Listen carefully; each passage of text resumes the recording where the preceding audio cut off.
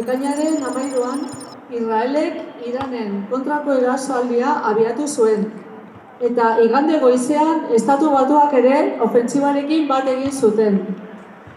Iranek defentsiboki eraso imperialistari misil jaurtiketen bidez erantzun dio, eta antza denez, azken egunotan Suetenaren akordiora iritsi dira. Bombardaketa eta erasoen aitzakia arma nuklearren garapena izan da, aitzaki ezaguna. Asia mendebaldeko herrialdeen aurkako operazioak justifikatzeko aurretik erabilia izan dena.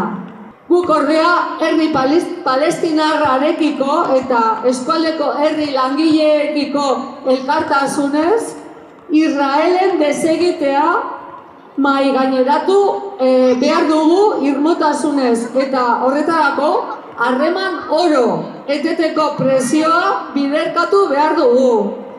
Palestinaren herriarekin elkartasuna, eraso imperialistei aurre egin.